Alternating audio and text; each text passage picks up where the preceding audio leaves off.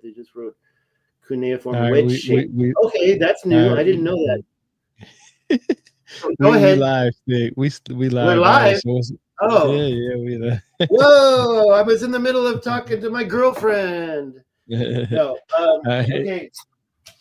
Yeah, we're live, and thanks for. Let me just kind of go over to my channel and see if it's live over there. It's just I like to check it and maybe even hear it, just to hear myself, the volume and all that. But let's introduce this. We're going to do about maybe an hour, maybe even shorter, on 3 topics really. I'm looking forward to. Oh wait, yeah, you're in control of the board, so just wanted to make sure that I'm going to just do a sound check really quick. And then I'm gonna we can get back to the introduction. I have an ad because I don't pay for that anymore. Let me just so anyways, good morning, Tyrone. How are you doing today? I'm doing good. How about yourself? Well, we haven't done many live streams early in the morning. There we go.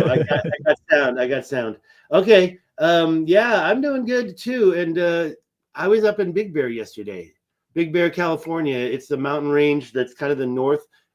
Like if you start from Hollywood and follow the mountains all the way east to San Bernardino, you can go up into Lake Arrowhead and Big Bear, and the temperature was 85 degrees, and that was awesome. I'm just going to make sure everything's out of my distractive way. Let me get this thing going because I don't want to keep the viewers waiting too long.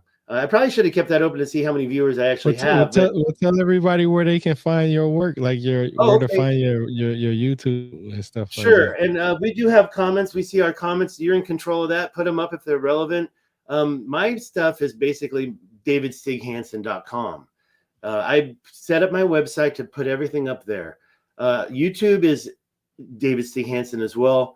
I kind of want to move some stuff around and put the more boring stuff up on Patreon soon. But I have all my links in my description. And there's the guy. I might get a package delivered during this live stream, but that should be pretty quick. And it was an Amazon driver, but it wasn't for me, I guess. So I got the window open. I'm peeking out the side here. And I worked on all these lights. Yeah, but I'm leaving the lights off because I think I look better with no lights right now. So good morning. Okay, so I don't know if I answered all the questions, but last thing is I'm going to show this Facebook page, and it's right here. That's not it, so it should have been ready. Was this Atlantis? Let me bring it up. And that is down in your description already, I think, right? Facebook.com/was this Atlantis. That is where I put all my links to the maps. I'm sorry? There we go. No, there we go. I don't know why I had it on the wall. And there's Anthony Tunstall messaging me. I wish I could turn off notifications because I don't want like trouble starting. You know what I'm saying?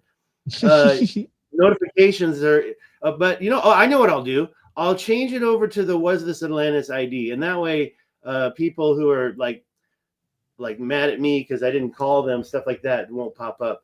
And I'm not going to get tricked by clicking on all this stuff on the top right. So now I'm logged in as the Was This Atlantis admin. And if you go down, the first picture shows this type of terraforming. But okay, so let's get started. What about you, though? Where can we find your stuff? Because you're quite the reader, and I just watched your book. You are doing videos that discuss books, and I just watched your recent one on Sumer, and it made total sense. Definitely, I wish you had put an ancient map of Sumer in there. I have some myself, but for people who don't know what for the real starters, we need more maps. Yeah. And Sumer was basically right there by the water. What's that? See, let's look at it in the Google Earth. I'm going to be covering North America, but stuff I want to show first is down in South Africa. And we'll use my Was This Atlantis. So what is the sea right here? This is the Persian Gulf. Persian Gulf. The Persian Gulf, basically right there, it says Basra. That's where Sumer is. In your video, you mentioned a Holy Bible reference. It said the same place. What was that city you mentioned? Shinar. Shinar. Yeah, okay, so I gotta go. SHINAR. Yeah, I got to go check that out. Also, if you look at the topographical maps, there was a point in time when the shoreline of the Persian Gulf was, if you see my mouse pointer, right about there in the middle. Were you aware of that? That what? Okay, so do you see my mouse pointer? Yeah. It's right there in the middle of the Persian Gulf. And that's where the shoreline was about 17,000 years ago. So there is a lot Okay, I of see what you're land. saying. Yeah, a lot of stuff underneath this water was above water. I don't know about during the biblical times. I'm pretty sure that it was like this, because this is about 3,000 or 4,000 years old, this shoreline. But before that, there was something going on, I believe. Okay, let's go back to my Was This Atlantis page. I wish I could get rid of this side thing. But what we can do is we can go in and we can click on the first. I was going to say you can't get rid of it. Oh, get rid of what? That sidebar that you're trying to get rid of. Well, by maximizing, I think right now you can see that. I want to make sure I can see our thing. Hold on, let me get out of here. I don't even know why that's open. Okay, yeah. So now you can see this triangle. Now this is in Colorado. I will get back to that later. This one is in the Sahara Desert. And what I believe these lines are is not megalithic terraforming. So when you talk about what we saw up here in Colorado and down here in Colorado, and ignore that, down here in South Africa, these ridges, the mainstream explanation is that they are magmatic dikes. And how does a magmatic dike formed? Well, first, I don't know if I want to say this one time in the beginning, and then I won't try to say it again. According to mainstream, you've got a sedimentary bedrock floodplain, and it forms some cracks in it. Then later, magma comes and fills those cracks, and it then crystallizes and gets hard.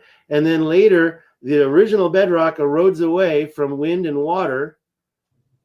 But if you look at the picture I've got on the screen now, is that what looks like happened? Or does it look like somebody put ridges on top of something else? And here, back the original one, this one as well. You know, it's kind of hard to claim that cracks would even form like that in some sedimentary floodplain. So, hey, you see that little, what is that, like a triangle or something? Yeah, we can go there. See, so I'm gonna go there. I'm showing you Was This Atlantis first, and the reason why, let me escape. So you can go to Was This Atlantis, and you can click on this. This is Cal Topo. So this is my Cal Topo map here. This is a topographical map. I also use Google Earth, so a lot of those are linked as Google Earth links. Any comments yet? I don't see anybody commenting. It's a little early for live streams, right? But it gets a little too hot to do them later on for me. So I'm a Google Earther. But, yeah, please give us a thumbs up. Please share this video. Did I even properly share it on Twitter? Because I figured that would at least get somebody. Twitter. Let's go to my Twitter page and see if I posted it accordingly. So here we are. Yep, there it is. Anunnaki Terraforming. Nobody hearted it. 30 people saw it. Anyways, okay, back to the show. So, yeah, so go to my Was This Atlantis, and the very first one shows Colorado. And what you can do is you can just click right on the link, and it'll open up the Cal Topo. You can close the tab over here. And as you back out, you have to know where you are. Unfortunately, you've got over here on the right, you can put this tab, and you can put a couple of layers. And I have to thank Austin for showing me this. I forgot his full name right now. But anyways, Jason Austin showed this to me. And he's a Jimmy Corsetti's friend. You can see all these other lines over here. And where we are is Colorado. This is the Spanish Peaks. As we back out, you can kind of see where all that is. Now I can close this link because I just used the link on my Was This Atlantis. I call this a kind of like a clearinghouse because it's not in any order. Let's go here real quick and see where this is. These lines are inside Sahara Desert, and I'm not talking about the Rashad structure today, but a lot of this stuff is very close to it. And these lines, they go underneath these sand dunes, as you can see. Why would there be two magmatic dikes in the middle of the Sahara Desert. It's something else. That's not a magmatic dike. It's a road, or it's a raised canal. And they're in the, okay, so if you back out and you know where we are, there's the Eye of Africa. Over here in Mali, there's this little fish. I call it a fish. It's not. This is the big fish. If you don't know the references that we all use, this is the big fish. The big fish is kind of a weird thing. The little fish, I've been looking at this thing for a long time, and right next to it, you've got these sand dunes. And right, if you examine these sand dunes, you quickly see there are these raised ridges that go underneath it. So how old are the sand dunes? Well, how long has Sahara Desert been a desert? 5,000 years. I can't remember the exact numbers. But if you, yeah. And so when you talk about these lines that we're seeing underneath the sand dunes, these straight lines, but they're about 50 feet wide, and I don't know, because I can't get there to look at that. So I don't know what that is, but it disappears. And then on the other side of the sand dune, it'll reappear. Not that one, but a lot of them. And there's even one with a little toll booth on the side. I was trying to find that. There it is, the toll booth. I mean, what's going on with that little square that's going? I call it if it's a mountain, I call that a nub. But that's a little rectangle or square. So I call that the toll booth. And they go underneath, and they come together here. That's not the way magmatic dikes form. And yeah, they are a little weird. They're wonky, but I think they're pretty old. So we can talk about that one later. But let's go back to the Was This Atlantis page. You say I could get rid of this? The only way to get rid of that is to enlarge the image. Okay, so I'll show you when you go back. Okay, going to the next one. No, I think I know I think I know how to do it, but this one, these angles, and this one, if you look at the arc, and I know it almost looks straight, but it's not. I call these the eyes. This eye is a raised eyebrow, a raised brow. It's not really an eye. And this one is a sleepy brow. Like if you're going to do a cartoon, this one, the guy's eye is sleeping. And this one, this is a photograph. I can't back out. And this one, the guy's eye is not sleeping. Well, the reason why I bring up these ridges first is to show that they're almost diametrically opposed, right? Well, when you get into what's bisecting them right here, this ridge raises up and connects. On this side, it's the north one that raises up and connects. On the left, this one goes down and disappears, perhaps allowing water to flow through. And on this one, the one below does the same thing, diametrically opposed. Also, these angles, there's a whole bunch of other angles. These straight lines are all over this Colorado landscape. But compared to South Africa, and we're going to really go there in a sec. I'll show you where some of these lines are. But compared to South Africa, it is different. They're not as clean down there, but there's even more of them down in South Africa. And I think it's really clear that they're going across waterways. They're actually controlling water, which eventually breached them. And when we talk about the story of Anunnaki, I feel like this really collaborates with that story, because I think everybody believes that the Anunnaki story happened in Africa. Obviously, it came from Sumer. It came from, where did it come from? You're the expert on that. Well, see, that's the thing.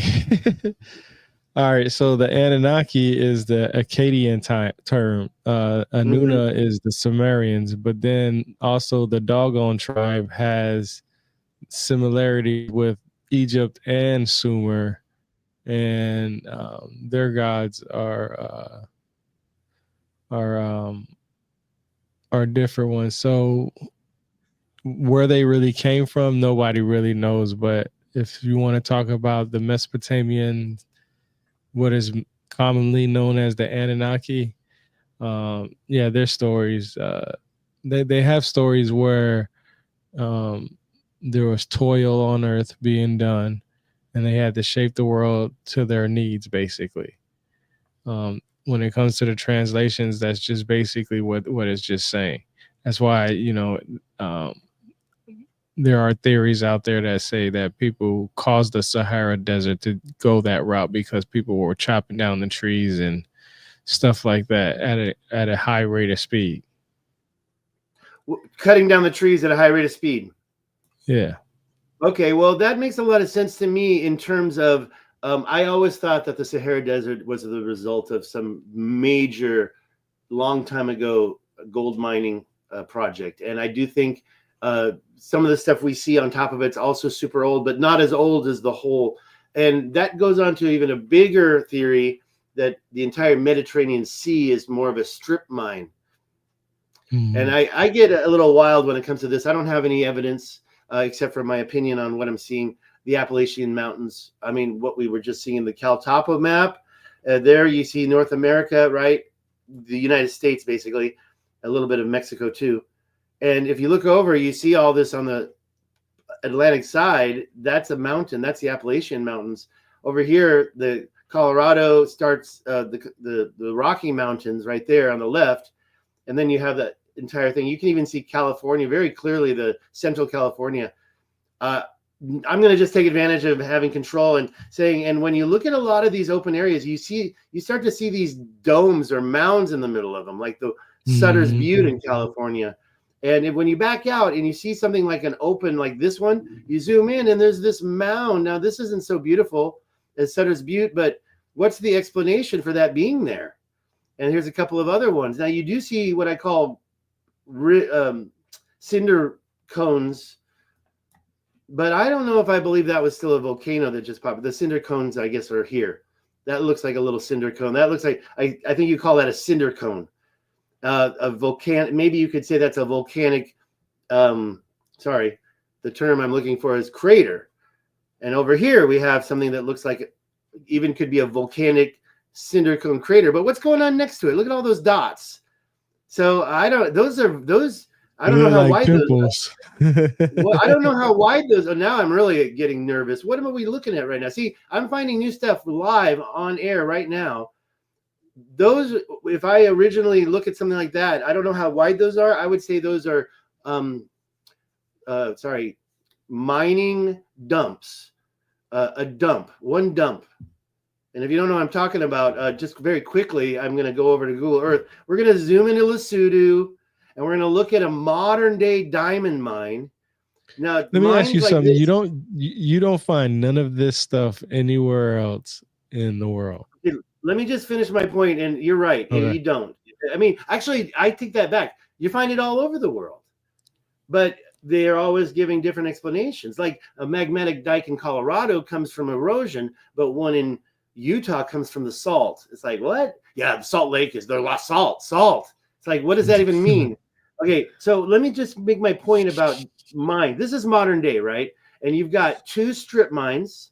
You've got a leaching pool or a settling pond. You've got another one, and they're probably working it over here. This is probably where they're doing all the, I don't know how they do it, but they're processing what they pull out of that. But once they're done with it, they got to dump it. And this is their dump.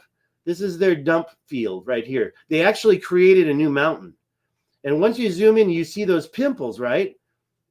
Yeah. So this is a modern day. This is a modern day. And now let's go back to look at the Cal Topo. What the F are we looking at here? All these pimples, are those some type of a dump? I don't think those you can call those volcanoes. I honestly need to put that. See, what I like to do when I see something like this, it looks like a textured basketball too. Yeah, I'm gonna grab this right now. This is what I do. I put it in the What's This Atlantis page, just like this. I take a shot. I took the snipping tool shot. I take a nice clean one. It's already been put into my what do you call it?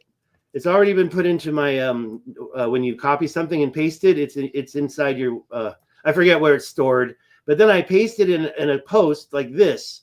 But before I post it, I go back and I grab the link up at the top. And that way people who see that, they can just easily click on it. Long after I'm dead and gone, hopefully this is available. Somebody needs to mirror it, and now it's a done deal. So that's what I do. And there's the, I don't like this meta ad. Let's get rid of that. Okay, it's gone. Good. And there it is. So now anybody can go to facebook.com/whasThisAtlantis and click on that link. What I really want to do is I want to see that. Let's do this. Now, right click and grab the coordinates. I copied them and put them in Google Earth and then hit enter, hopefully. Hopefully this will work. No porn pop-ups. Okay, cool. Okay, so we ended up in Idaho somehow. This is up in Idaho. Isn't that crazy? I never knew this. I'm so glad I saved And, that just now. You can't even where see did you what's get going that on link here. from again? Okay, I'll show you again. Let's just back out. Oh, here's a mound over here. Okay, so this is the mountain that's in the middle of that big valley. That's what I did. I zoomed into a big valley, remember? So all those little dumps, I'm going to call them dumps. Why are they there? Okay, maybe it's modern day agriculture. We'll have to double check that. No, it can't be. It's up here. It's right there. Let's go back. CalTopo. I right-clicked where I wanted to get the coordinates from. I zoomed in like this, and I saw that valley, and I saw these bumps, these mounds, and I'm like, why are they there? You know, is it volcanic? And then what's this? So this is pretty rugged terrain over here. I don't know if I'd even want to walk through that. What is that? Is that Like grass? no. Anyways, and over here, I was over here, and I zoomed in, and we found all those little dots. Luckily, there they are. Luckily, they're not dots, are they? Like, what are they? See, this is the whole story. And so you say you don't see stuff like this. It's only because nobody exposes stuff like this. Look at all those dots. What are they? This is just freshly found. So I'm in awe right now. I don't know what we're looking at, you know? And the whole reason why we started this video today was to say that there was terraforming found. Well, that was supposed to be South Africa. Why don't we we'll keep this open and go back to this later, but let's at least, because I want to hear from you, and it's already 25 minutes into the video. And you're going to talk about that book you showed me. But let's first look at South Africa in CalTopo. So to make the last part of the point, these little valleys, and I don't even know what we're looking at here. This is very interesting to me, to be honest. And it looks like the whole area has been worked, of course, by giants, you know. And then when you get down to Pi Town and look at those ridges, let me open up a fresh, very quickly. If I open up a fresh copy of CalTopo, then it'll take you straight to Pi Town. This is because I saved the link. And I'm sure that link is someplace in the world. These are the two ridges, and they happen to control the Continental Divide. I went there. I met hikers that were hiking the Continental Divide. That ridge right there is right by Pi Town. It's even got these switchbacks. Don't tell me that that's from erosion, right? Look at this. This mound, which came first, the mound or the ridge? And I don't care whether you're talking about natural causes or a giant put it there. To me, that looks like the ridge came second. And then later, the original little mountain, it had water events that breached that ridge. Right there. And why would somebody put it first? Well, that's what makes you think what makes you think it came second? Well, okay, we can't see coloration here. By the way, I never finished telling you how to do it. You right click, you go to the coordinates at the top of what appears in this page. We got other information, like if I want to measure distance. Also, if you pay CalTopo, you're going to get a whole bunch of other features that I don't have. So I'm going to just grab the coordinates, which are at the top. There's a little copy symbol right there. So I'm just going to click that and copy it. It says copied. And then we can go over to Google Earth and we can put it in there. There's what I did earlier. I'm going to paste over that. I just hit Control V, got the new coordinates in the search bar. I'm going to hit enter. And then it's going to zoom over there and look at that. And boom. Okay, now we're looking at the actual image. Let me just get rid of this over here on the side. This is a little mountain. It's called Cox Peak. Okay, I've never really been there. And then you can see the coloration of the ridge that goes over it. And you can also see this switchback over here. Let's look at the original one more time. Here? No. Let me grab the right one. It's like the there you go. Yeah, it's like, is that the same exact one? Just different color? That's the same place. This is the same place right here. Yeah. Not exactly perfectly proportionate. Okay, so let me just go back up over here. Now, the place I did visit's up here. I climbed this mountain, this ridge. Okay. Mm-hmm. There's another switchback that's going this direction. I call it a switchback. It's not connected. The water is going right there where the switchback would connect with it. So I do believe it's part of the plan, the grand master plan. And the place I'm going to back out because it's pretty long. It's 12 miles long. Damn. All right, so Pie Town is right here, and I arrived. I was driving this road. That's a modern day road right up here. And when I drove, I cut through here, and I looked at. I got some pictures right there. It goes all the way to the other And side. then, don't be sleepy. You're gonna make me yawn. And once we No, got to the other side, I wasn't yawning. I wasn't yawning. I was saying it goes all the way to the other side. I'm just teasing. I remember military when if you yawn, they'd make you stand up. Okay. No, I was saying that go back. Oh, go back. I'm trying to look. This is the modern day road. It's a Highway 60, I believe. And that's Pie Town is right over here.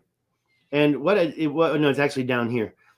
But anyways, Highway 60 goes through there. And I drove, and instead of going through this one, actually I drove and got some pictures. I didn't even know this one was here. I couldn't even see that from the ground. Okay, I cut in here, and I drove my Ford Explorer in here, and I parked somewhere closer to this.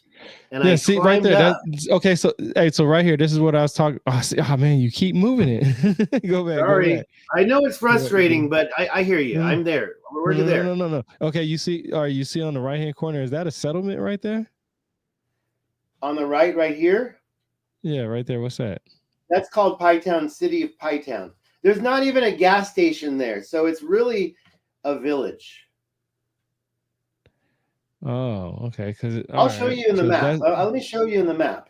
Okay, so that's what we were originally. Let's just finish looking at this. I think that this ridge was put on top of that mountain, and look at the coloration of it all. We've even got some small ones. There's a little tiny one there, but we're going to back out and we're going to go to Pie Town, the city. So you can see this is really where it all starts. It hits a mountain. Were they moving? I believe they were moving this stuff to control the water. They were getting their stuff from the mountain and moving it across here. Now, I backed out the whole 12 miles, so you can see some other big mountains nearby. I see it a lot better. There's Pie Town. But the way it hooks around, let me back out. Before I do, I'm just going to say, I call these nubs and I climbed up here, and I pretty much, I went straight up. That's Pie Town over here, the city of Pie Town. And but the first place I stopped was here. I didn't even go to Pie Town.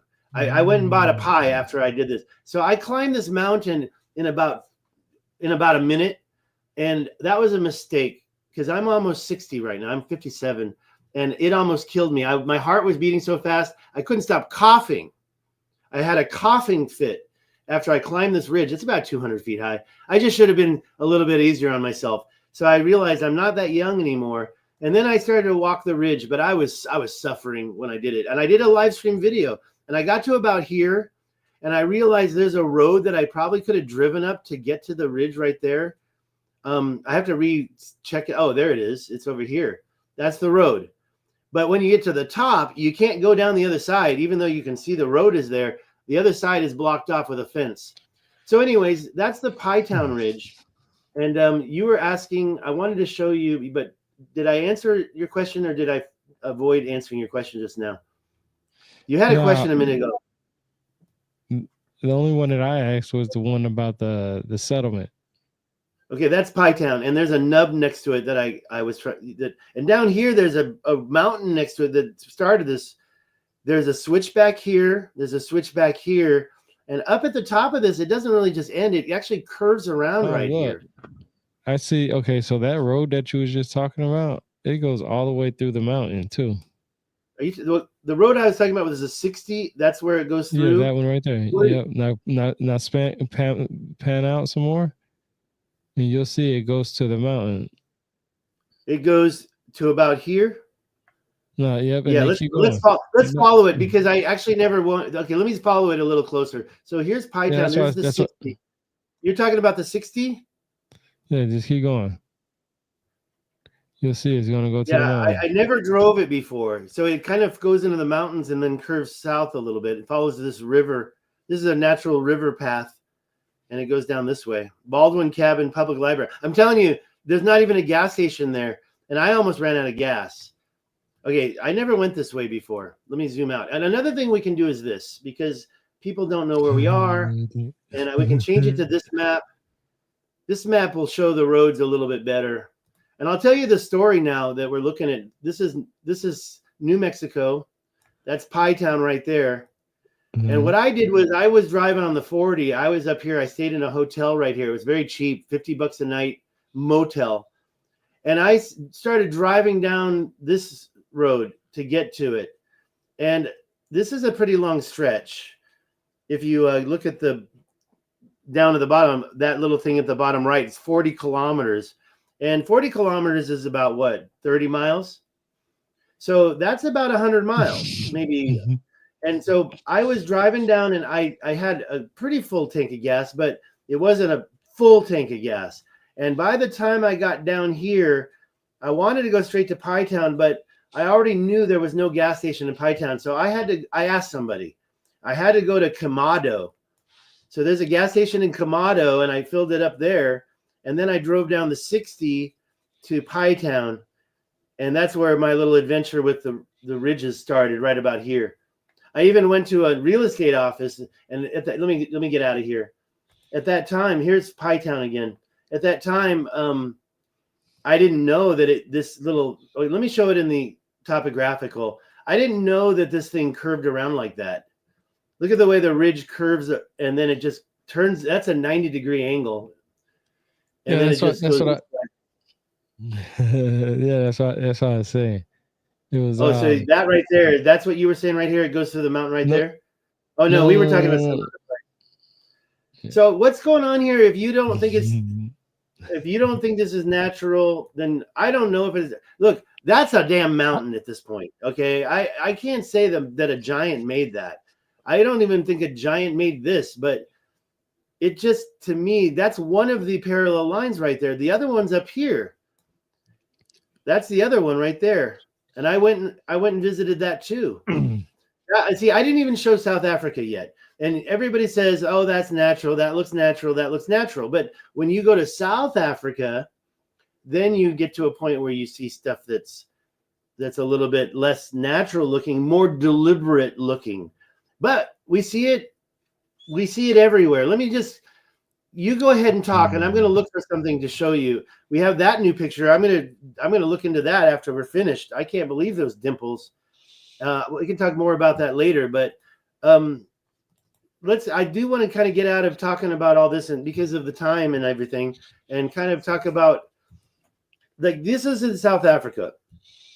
And I'm going to try to find some stuff that's in New Mexico this is South Africa. Let's go here real quick, but you can interrupt me anytime to say whatever you want. I'm trying to relinquish it. Here we are in South Africa. Go on. No, I'm not tripping. I know when I need to say something. I was just okay. Good. Let me know, because I feel like that you had okay. I'm just backing out a little bit. This whole place in South Africa. If you know my work, and thank you so much for when we met at Cosmic Summit. And by the way, I have my Cosmic Summit 3D printed Egyptian vase right here in my hand. I'm holding it to the camera, and that is this is the smoking gun, right? This is the smoking gun for things like Egypt. Just like the Giza pyramids, the smoking gun. The fact that you can't make these nowadays is a smoking gun. Specifically the spinner. We got these from Matt Beal.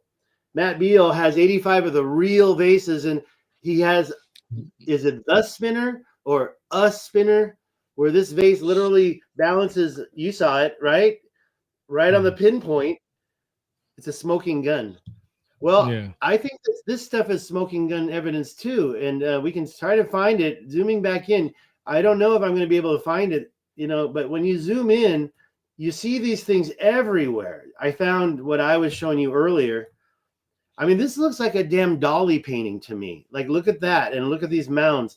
You're gonna say that? Yeah. You're gonna say that's a volcano? Whenever I see stuff like that, I think it's pay dirt from the mining or overburden dumping from the mining. But here we clearly see ridges that go across the river and block water. And are you going to tell me that's modern day? I don't think it's modern day at all. You have a processing center that's collecting water right before it. So there are modern day stuff going on. You have a modern day dam right there. But when you look at the big picture, do you really believe that the government made these shapes? I don't. And look at this curved ridge. And there's water breaching it here. Barely. There's a dam there. They put a dam up, right? Look how little that dam is. Okay, that's a modern day dam. What's going on up here? Look at that circle. For some reason, like probably a water tank or something. I don't know what that circle is. Modern day. I would say this little thing. Face. What? Oh, because of the two eyes and a mouth. Yeah, that looks like a little horns. It looks like a horns. Yeah, devil. It's the devil. Well, don't try to anthropomorphize it too much because trust me, we're gonna have to get a different YouTuber involved with that. I know a guy. But that's a modern day. Okay, so what's modern day? That dam right there, that could be 1,000 years old, right? I think that's actually, in my opinion, that's pretty old because of the tree line that's growing on top of it. And that's not even catching water anymore. But a lot of this stuff looks dry to me. So most of these dams are probably old and they're not really catching much water. There's a little bit of water going through. So anyways, that's just one curve out of so many. But look at this straight line. It's going east-west. I don't know if that has any significance for these ancient mega forming terraformers, but they are kind of going east-west. And you see one line here, but you see a lot of curves too. This is the one that starts in my Was This Atlantis page. And just to me, I feel like there's not a lot of natural explanation for this curve. And it just so happens to be going across this river, which is actually still there, right? Do we see water? Well, we see like there's a dam there. That's modern day damming. Definitely. 100%. You can see it here too. Oh, there's another one. Yep. Yeah, and that's modern day. But then back out a million years and you see this other stuff. And look how it grabs this other over here. You got this big river. Okay, I don't want to say big river, but you've got this bigger breach. And then you've got this 90-degree turn, in my opinion. Outside that 90 another one. Over here on the right, you see modern day stuff. And that modern day stuff is a lot smaller. Any comments? Any questions from the audience? Oh, we got a lot of comments. Any round radar scans? Round radar. What's that? A round. What's a round radar scan? That sounds like something that you get when you're on a submarine. Hi, Nolan. How are you? Nolan 412. He also says, tweeted before clicking, not expecting live. Lake Titicaca south to the salt flat. Some people say Lake Titicaca is an ancient strip mine. Ground round radar. That's not SAR, is it? SAR? No. You'll have to be more specific. I don't know if there's anything down here. I've been trying to I have talked to Michael Tellinger on the phone. We just talked. But he's a busy guy. Look at this ridge. How many rivers breach this ridge? How many rivers breach this ridge? Okay, first there's this big river over here. That's a starting point. We kind of have a line. Let's look at the topo on that. Where are we? Uh-oh. Where's that? Okay, we have to go back to what's this? Oh, I think it's over here, right? No? Oh, we're gonna ask ChatGPT some questions on your topic. Okay, I guess I gotta start again. When you go to my Facebook page, just click on the link. It'll open it up fresh. I'm gonna drag that over here so we can keep it organized. There it is. Wait a minute. Oh, I wanted the Cal Topo. Dang it. Okay, that's easily solved. What we're going to do is we're going to reverse it. We're going to right click here. We're going to get info. We're going to go over here and we're going to click on the location. It copies it. We're going to take it to Cal Topo. And then we're going to put it into the coordinates and paste it and then hit the enter key on my keyboard. And it takes us there. There we go. Let's look at that. I mean, that's not just normal geology anymore. Okay. You see what I'm saying? Mm-hmm. Now it looks like welding slag, in my opinion. Like the ancient person that did that didn't really care about beauty or symmetry. But if you look at the ridge and I asked the question, how many rivers breach this ridge? Well, we can take this ridge all the way down here if you really want to, right? We know there's a big breach on the top where you see it at. There's a break in the top. The very top right there. Yeah, that was the one that's the one I'm talking about right there. That's it. You can see that somebody's doing agriculture right before it. Because there's with the water. That's modern day water management. And this is what you're looking at is ancient terraformers water management. But why do you think it was the Anunnaki though? Well, because I think this is a result of mining operations. Let's go down to the bottom of the ridge. Okay, there's this other thing that we looked at already. Like a head. Well, and that's another thing. I think the whole globe looks like. Do you know the Leonardo da Vinci painting of what is it called, The Birth of Adam? I think that you have seen it where God is touching Adam and waking him up from being born as an adult, and as they're touching, doesn't that look like Alaska touching Russia? Never mind. Anyways, that's the theory. Okay, so let's back out. This is the beginning point for that ridge, and when you zoom in, it looks pretty damn natural, right? But you see the rivers right next to it, or you see water events next to it. Maybe the river's gone, maybe it's dried up. There's a water event. And I think a lot of these ridges are trying to grab water that doesn't exist anymore from the past. Also, you see smaller lines, by the way. Look at this line. How do you describe this line right here that's kind of going in this? That's the thing that we're looking at. So it's very skinny right here. Is that it, or is that not it? See, there's a lot of lines that are very small. These are the small ones. These are like the ones in Colorado. Sorry, I had to clear my throat. Over here is the big one. This is where I think maybe it was more on the, because I don't, why do I think it was Anunnaki? To answer your question, I don't think humans could have done this. Okay, so here's the line. And I'm going to put it in the center of the screen and zoom back in. There's a water breach here for sure, right? Is that a water breach? No, not really. Maybe over here a little bit. I'm looking for real breaches. There's definitely modern day damming over on the left there. So the water got moved. There's like three of them right there. 1, 2, 3. Yeah, and by the way, when I say modern day, that could still be 1,000 years old. You know what I'm saying? I just look at this big one. Now look at this big one here. Let's measure how wide that is. There's one in Sahara Desert, a line. This is pretty much 100 feet wide. Okay. Oh no, that's meters. That's meters. That's more significant to me. Let me zoom in, just so I can't click that. Okay, I can hit done. But if I get rid of it, the measurement. Look how this is exactly 100 meters almost. I mean, let's try it out down here. Let's try it in a more fair place, right here, right in the middle of the water breach, and over here. Right here. How many meters? Okay, so now it's only 88. But you always see like 50 meters or 50 feet or 100 meters. I won't get too into it, but it's a lot bigger than, like, say, the other ridge that I think is old over here. And you can see there's a modern day dam right here. And when you look at those are like 25 foot wide. And yeah, I say that's old because you have the tree line growing on it already. Those trees, if that was modern day, those trees wouldn't be there. So because you would have to see how fast those. Do you know what kind of trees they are? Well, actually, now I think they look like rocks. Okay, let me get rid of this. Look at that. They look kind of like rocks, bro. So can you press the man and see if you can go there? No, there's no man here. I already know the answer to that. There's no man here. Let's back out and find the closest man over here. You want to? I mean, if we could find one of these near the man, then we'll be in luck. Like, okay, what about that one right there? Look at that line right there. That's one of my small lines, and I don't believe that's modern day at all.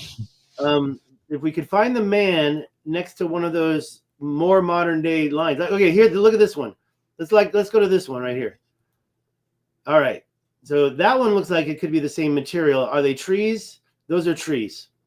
Those are trees, for sure. Yeah, those are trees. Yeah. Okay, so now I don't believe they're rocks anymore.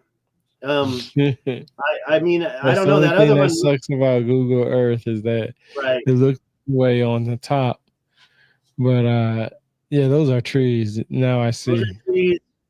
But I do believe that somebody made that, and the fact that the trees are already growing on that. I mean, look, who did that? Here we are in modern day South Africa. Okay, is that private property over there? Well, there's a fence. Is it government property, private property, the equivalent to BLM land? And you're looking over there and you say, oh, there's some water. That water has been collected. And now by looking at it from above, we know that that water was collected from these ridges, right? Well, now there's trees on the ridge, but I mean, come on. How many years ago was that ridge created to collect that water right there? Why is that water there? And there's more water down the road, like right? a little pond. Oh, for sure. Yeah. And there's modern day, they're actually, that doesn't look like there's any water. Yeah. Sorry. Oh, let's do this. Let's go through the historical imagery on that real quick, and we'll look and see how many times we see water. I want to use this arrow like this. I mean, it looks pretty dry there. And the point is if it was when you scrolled out when you was on the road, you could see water inside. Oh, you're right. No, you're 100% correct. Okay. I'm just saying how often. I mean, were playing tricks. No, that was water for sure. Okay, December 31, 1985. That's the first scan they got. You're out of luck. That's the second one. 2006, 2013, and by the way, if we back out, we might be able to get a whole different batch. I'll back out just a little more. Okay, so yeah, now this is just an example. Now, for example, we saw water here, but do you really believe there's water over here also? I don't know about that one. And look at this line. So all this water management, I think that's over 100 years old. You know what I'm saying? And when did this is South Africa. When did the colonizers come, you know, and try to take over and actually succeed in the case of South Africa? Although things are changing again there. I know a few South Africans. Anyways, let me just say this. I don't think that's less than 100 years old. And when I see stuff like this, I kind of think that it could be super old, older than the white man. And then backing out, when we see these lines, okay, we're not north. Let me put it back to north. When the Dutch settlers came to South Africa, do you think they did that to grab the water right there? Or do you think that was done by people before them? Well, where were they? Where were the Dutch settlers at? Well, they are the ones who grabbed South Africa, right? Mandela. Yeah, but where were they at? Oh, okay, first of all, they're definitely in Cape Town for sure. Johannesburg, big city. I mean, we have to assume that the settlers were there early. Okay, let's open up ChatGPT. Let's just test for fun the voice, but I don't have to stay here if it messes things up with the stream. I'm here. Okay, don't talk. I'm here asking about South Africa. When did the Dutch settlers first go there? And when were they able to really start doing a lot of infrastructure in South Africa? When did the infrastructure start in South Africa? Please keep your response succinct, but do supply all the years you can.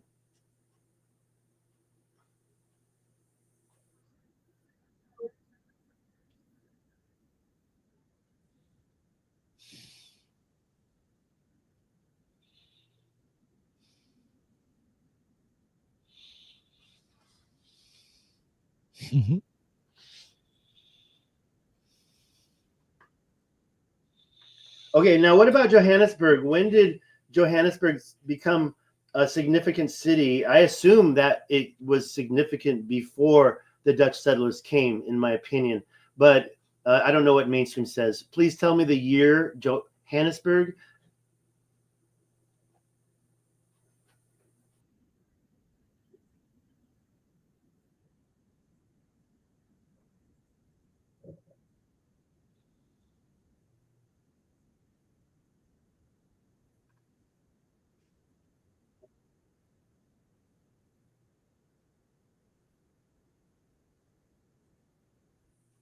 Okay, you say the region. Last question, and then I'll give it back to my host. What is the year that when would the first Dutch settler go to Johannesburg? The Boers.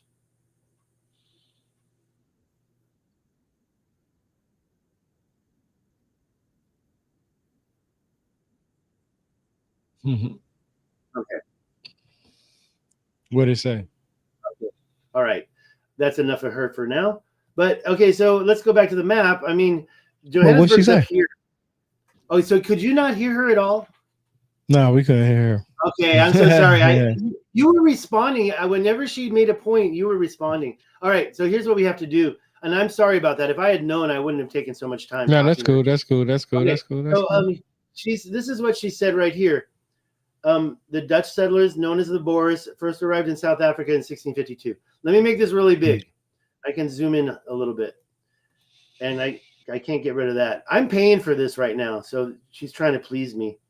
Okay, so that was my previous. We were talking about cuneiform. We're going to talk about that next. I've already talked an hour, so I'm going to shut up and let.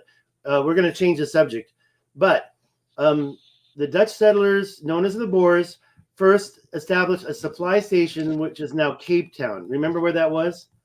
Cape Town's down here on the water, right? Obviously, because they. Okay, let me get out of the historical imagery. But on the water, because obviously they arrived by boat. You know what I'm saying? Okay, so significant infrastructure development really began to take off in the early 1800s, she said. Female voice. It's particularly after the British took control. And that's when she said that, you were like, and I thought you were hearing her say that. And that's why I thought you could hear her. Okay, so and then they started building roads, ports, and other infrastructure around the 1820s to 1840s. So do you really think those water controlling, if we go back to that picture of the water, do you really think that was done in the 1820s or older? I think it was older, but who knows? Then I asked her why about why would they have been done in the 1820s though? Right. No, that's a very good question. Okay, first of all, I don't want to go find it again, but the one over here I can find really quick. It's right here. These were the ones that are next to this. So obviously this is don't say floodplain so much as a water passageway right there. And where's the water going? I guess it's got to go around this corner and go that way. I don't know that much, but we do see these water controlling. Can we call it a levee? I don't think so. A dike, yes, but definitely not a magmatic dike. That was put there by someone. Maybe those were done with tractors in the last 50 years. Maybe. I mean, in my opinion right there, that looks like it could have been done 50 years ago. Oh, by the way, let me say one more thing on what she said. Regarding Johannesburg, and you heard me ask the question, it didn't really emerge until 1886, until there was a discovery of gold on the Witwatersrand. And now I'm actually, now that I see that, I'm copying that, and I'm going to put that in the map because I want to know where that is. What sparked the gold rush and quickly turned Johannesburg into a major city? So the answer was those Dutch settlers never even went up to Johannesburg until the mid 1800s, right up here. Pretoria, Johannesburg, right up here. Now I'm going to put in this word real quick. Oh, not that word. Why is that there? Okay, this word, Witwatersrand. And I want to see where this place is. It's got to be over here. Okay, so there's the gold. Oh, wait a minute. Now, as we back out, do we not see another ridge? Right? Do we not see basically a ridge controlling water and actually a lake from a breach? Yeah, you know, it's funny because I went because me and Dave we went to a local place here, and he had Yeah, went you to were mentioning Dave and Mike's multiverse. You went with Dave yesterday? No, the day before. Okay. But he had went to a different place prior to that, and he had shown a place. We was talking about it on his live stream yesterday about these. He seen these rocks in a snake-like shape in the woods, and I was telling him maybe it was a way to control water, you know, coming down, because he said it was on a higher plateau, I guess. Well, you know, if you know me, this is what I got. This is my website, davidchanson.com, and this ancient history link talks about what I'm trying to do in my next trip to the Rashat. This serpentine, to me, I don't know why they were building it, but I say, was it water? I mean, why is it a serpentine? Why is it a snake? Well, I think there's a reason. It's easier for them to make curves than it is to make a straight line. Like, okay, so like if you're gonna look at my arm, like if you're gonna have a machine that distributes stuff, distributes, okay, let me do it a different way. Starting at the bottom, if I'm going to distribute some out of my hand, like if I've got a handful of sand and I'm going to release it and is my hand going straight or is it following a curve? It's got to be following a curve, right? It's not going straight. So this is my theory on that. The machines that distribute this content were in one place distributing it on a curve. This thing, I don't know, but let me go back to the ones in South Africa. And I do want to finish up this stuff, and I don't know what we're looking at. This is that gold find, is a 56-kilometer long north-facing scarp, okay? So there's another word for these things, an escarpment, a north-facing scarp. Where's the 56-mile long? Oh, kilometer, sorry. 56-kilometer long. Where's the north-facing? Okay, so they're talking about this whole thing, right? They're talking about this whole curve right here, this whole big thing. Although the big part is on the other side of the lake, but the other side of this ridge is right here. And it is kind of an escarpment being a cliff. They may have said water created that, which it's a little bit too proportionally, I don't want to say parallel in straight lines. It's a parallel curve. There is such a thing as parallel curves. I've had that argument before by trolls. Pretoria is right there. So I think Pretoria was probably more, and we know that they do a lot of diamond mining there too. It's a sad state. Look at the shapes of the water above there. I mean, just the way the water is controlled right there, to me, kind of means something.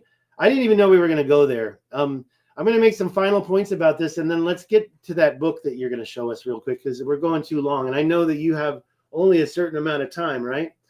So what else was I going to say about this before I make my final points? These ridges are very similar to the ones in Colorado. Some of these are a little bit bigger and more, maybe we could say degraded. Maybe we could say they are more older. And I've already shown a lot of other videos. You know, we didn't get into what I've shown in Lesotho. I can show you Adam's calendar, the stone circles that Michael Tellinger has shown us. You know what I'm talking about, right? The stone circles, Michael Tellinger stone circles.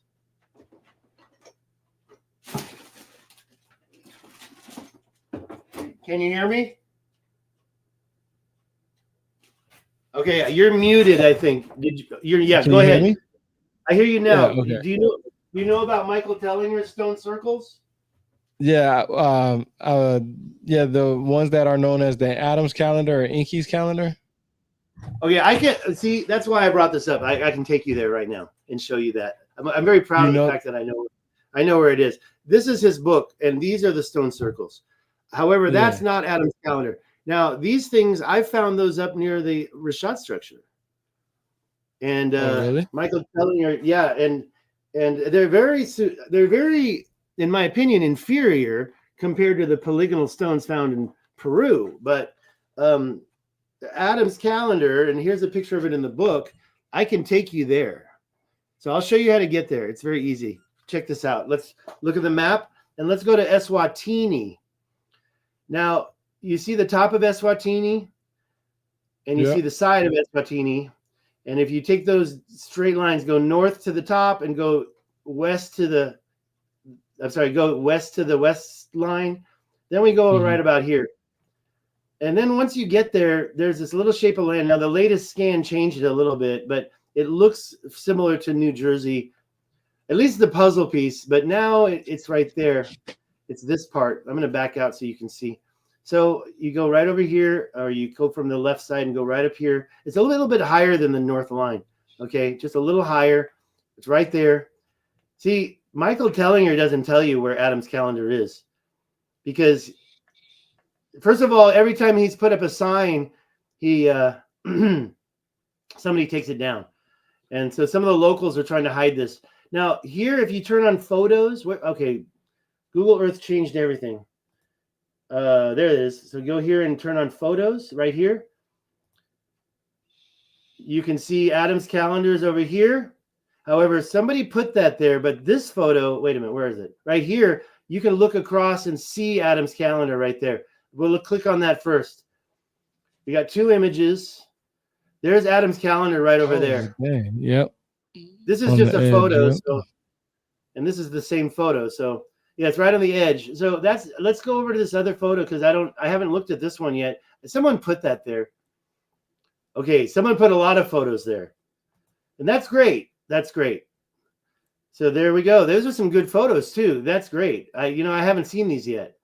So you can see that other spot where we were over there taking an image from this, and now we're looking the other direction. So I think that this is pretty cool. So as you see, Adam's calendar is a lot more megalithic than the stone circles. Yeah. All right. And so that means it's a lot older. And that's why I brought that up. I'm going to put my book back. Yeah, he hasn't signed it yet. So I need to get this signed. I thought the package guy was here. Okay. So yeah, let's, so that's the answer. I mean, basically, I'm going to look at all these pictures real quick. Cuneiform is the story we got Anunnaki from, right? There's a stone circle. That is not Adam's calendar. But what do you think that these were? There are millions of stones in there. Don't tell me hunter-gatherers did this to contain their animals. I don't believe that for a second. Yeah, that's what I was going to say. That's the other theory that I hear, is that it was mostly for cows, I believe. Yeah, come on. You're gonna build I don't know how many stones there are, but I've read and there's one guy in particular. He has good information.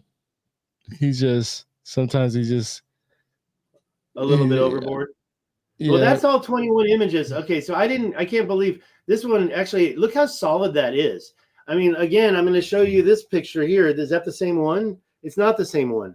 So I don't know where this came from, but that's not Adam's calendar for sure. I mean, look at this. Not only is there circles, there's terraforming around the circles in some spots. You see? And can you make my screen bigger, my picture? Yeah, I am. I'm working on it, boss. I'll put that up. Hold on. I'm working on it. I don't know why it's not. Why isn't it? Oh, shoot. We're all good. Why is it? Let me find it. Make my picture bigger. Hold on. You know what? I think I got an idea. Hold on. Let me see. No, it still won't let me. You got to take yourself off the stage, but don't leave. Take yourself off the stage, but don't leave. There you go. Are you still there? Can I hear you? Now you can, but I can't talk while I do it. There's a way to do it, but that's okay. I think it's because I have this screen share on also, so it won't let me do a big one for you. I'm not sure. Well, let me see. Do I need to keep presenting? I do if I want to show the chat GPT, but you can keep that small for now. Okay, let's just finish talking about this. Yeah, and there's the kites in Iran as well. Kites in Iran, holes, are made of the same type of stacked stones. If there's mortar there, it's a very there's a fly that's been bugging me. If there's mortar there, then the mortar is crumbled. And I can talk about some ancient walls in California where you can kind of see the mortar, but at the same time, it's more stacked stones. So the mortar is almost just like an afterthought glue in a way. Let me okay. So I think we're finished talking about the difference between stones like this and megalithic structures like Adam's calendar and all the other megalithic stuff as well. And I was driving through not Joshua Tree, but near Joshua Tree. We've got some very similar weird looking stones. I do believe that melted stones are kind of a process from a ancient megalithic mining here in North America. And was it the Anunnaki here in North America? Or is it a story that's even older than the Anunnaki story? Just like the Atlantis story. We've got places all over the world. So I don't believe for a second that Atlantis was around the whole world. I think Atlantis was the last city before the Western growth out of Greece became our history, if you know what I mean. But that Atlantis story had a pre-Atlantis, right?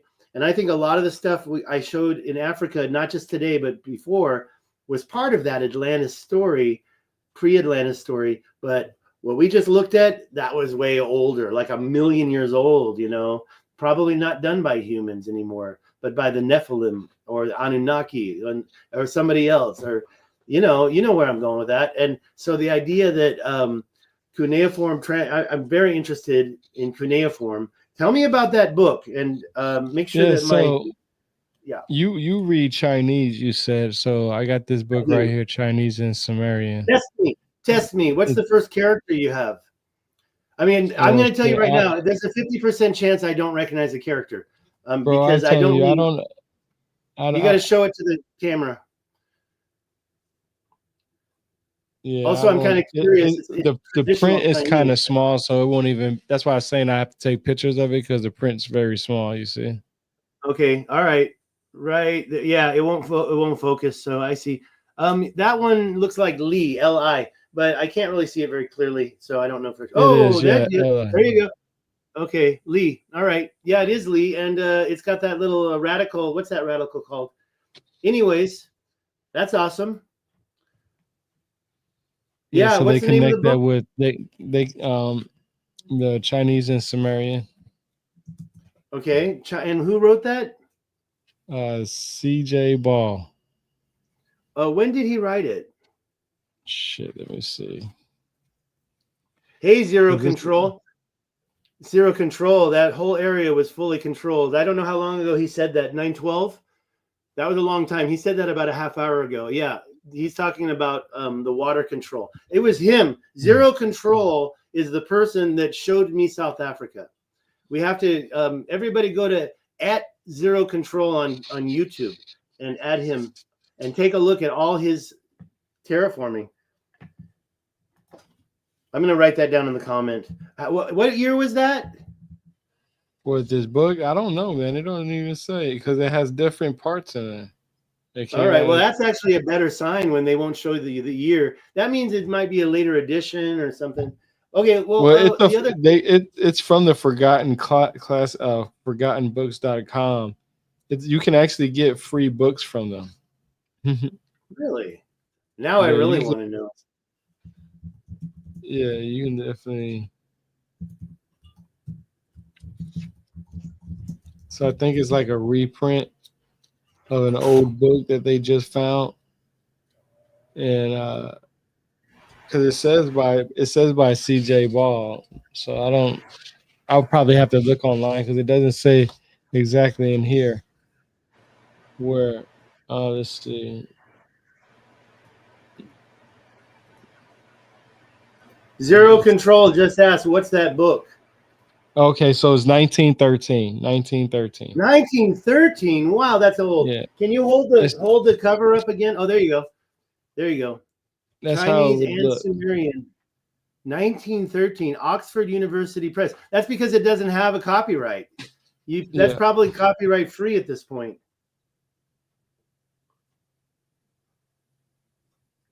Yes. Yeah. Zero Control is in the house. I'll tell you what. So that book, what is it?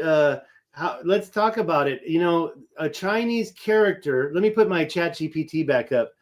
Chinese character. This is what I searched earlier. Where was that? No, I lost it. Oh, I'm in the wrong place. Let's try this. No? Okay, I lost my ChatGPT. It must be, I have to go through them all. This is weird. Sorry about that. Tell me more about that book. Oh, there it is. I found it. I want to, that's 1913. So those guys that did that, I mean, I wonder what was their motivation in 1913 to compare Chinese to Sumerian language. Well, because the Shang Dynasty has a lot of relationship. Their writing system is similar to the Sumerians too. Okay, Shang Dynasty. Okay, let's ask ChatGPT. I'm not gonna have the voice come on. I'm gonna put it in there and have the. How does the Shang Dynasty relate to the Cuneiform writing system from Sumeria and the other Mesopotamia countries? I'm gonna ask ChatGPT that question, and let me know what you want me to ask ChatGPT, because the first thing I was going to say is, remember before we started, here's what I looked at. It's right here. Okay, I have to search that. I'm going to go ahead and search that. But before I search that, I'm going to read what we got before, which was how many cuneiforms are there? And they're not characters, in my opinion. So what do you call them? And you said you called them pictograms, right? Cuneiform pictograms. Yeah, because the Sumerians supposedly started off with the pictographic script. And then the Akkadians, when they took over, they started putting it in a cuneiform script. That's what I've learned from it. They call it a cuneiform script because there's not an actual word for their writing system. Here's what I want to do, because I am a little lazy, and I feel like we should be using the technology. So here's what I'm going to do. I'm going to stop sharing this screen. Instead, I'm going to share the browser tab. So that I'm going to stop, and then I'm going to reshare something else, which is the browser tab. It's a Chrome tab, a window, and the window is right here. Now you should be able to hear it. Okay, good. Right. Okay, great. So now I'm going to click this, and can you hear it? Give me a thumbs up if you can hear it, and a thumbs down. I'm going to give you a thumbs up when it starts. What's going on here? Why is it not playing? What happened? Oh, I didn't hit the right button. Here it is. Read aloud. Go. Give me a thumbs up if you can hear it. I'm going to put my thumbs up once it starts.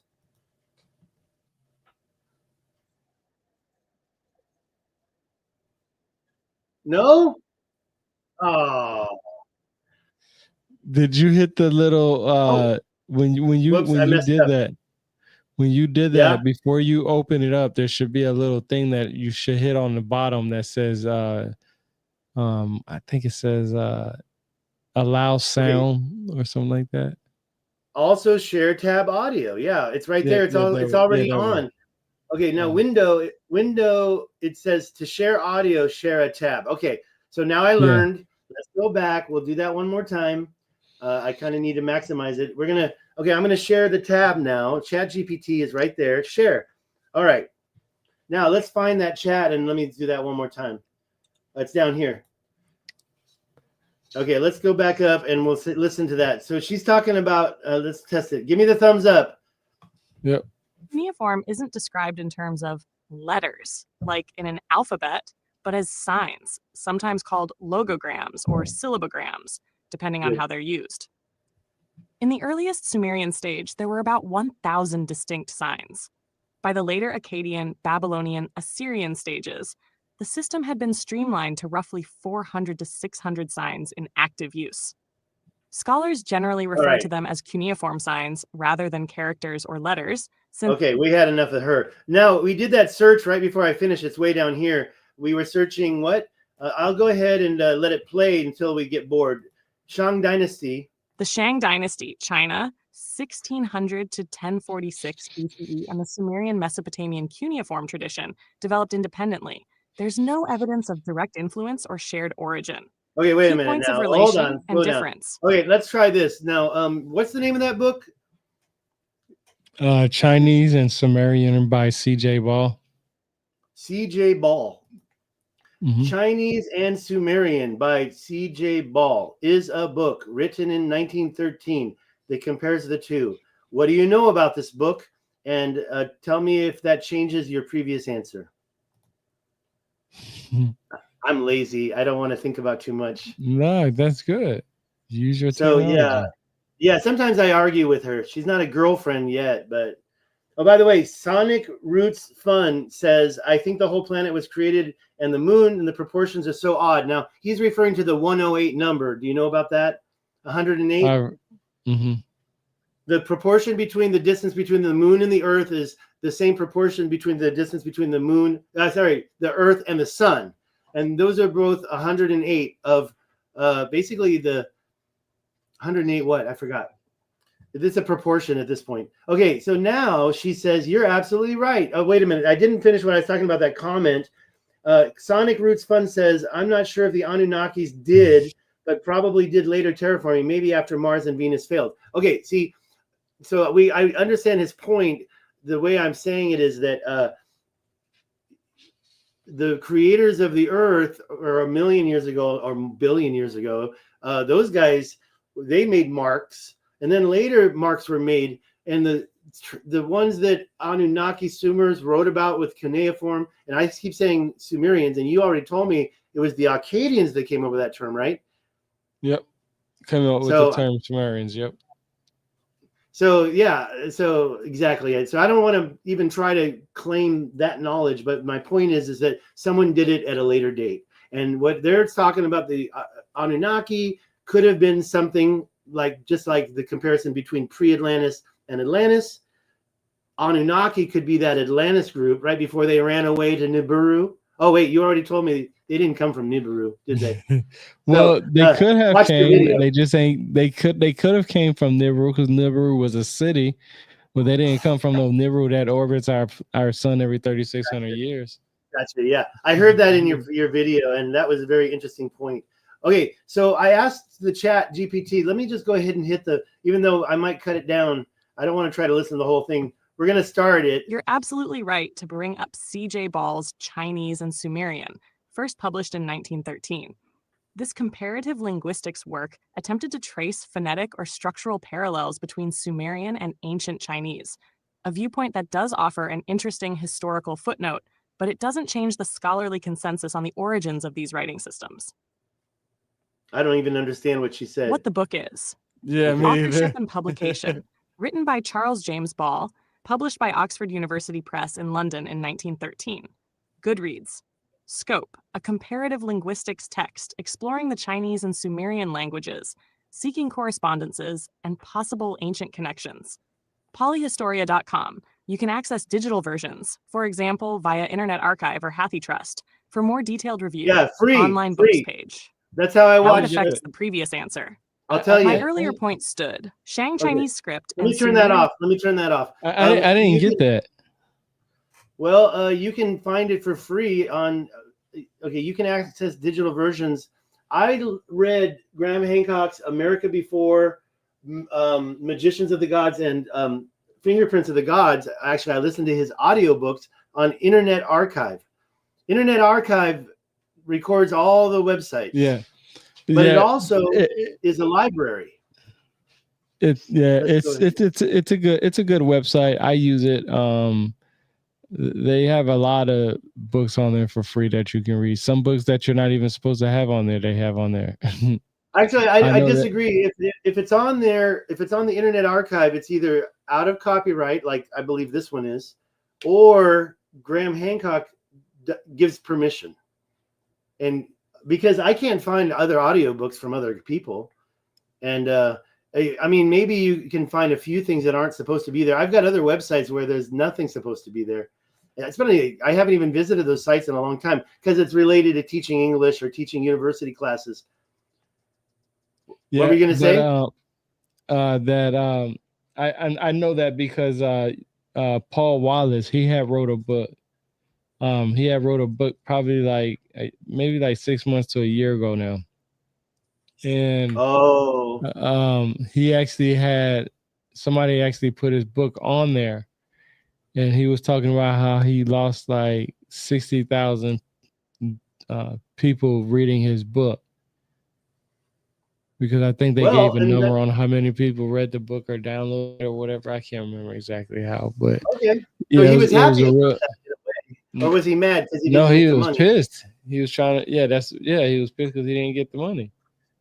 Well, see, the thing is I think that he could have that pulled off of there. And did he? He did. He did. Yeah, he did. Well, that's a. But by that time, there was already a lot of people who already downloaded it. That's bittersweet, but in today's day and age, I would be happy if 60,000 people read my book. I would be very happy. You and me both. However, I do agree that not getting the money for those 60,000 impressions would suck.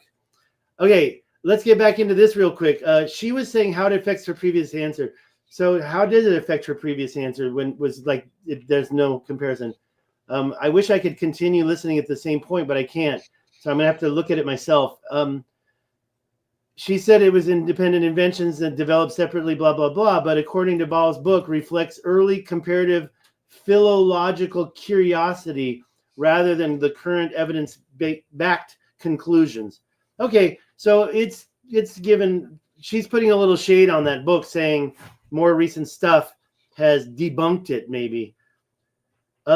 Yeah, modern scholarship consistently rejects hyperdiffusionist theories suggesting ancient civilizational diffusion across this. That's before the puppet masters took control. That book was significant. Why are you holding that book right now? Where did you get it from? Shit, I don't remember. I got it from Amazon, but I don't know why. I bought it like 2, 3, 4 years ago, something like that. All right.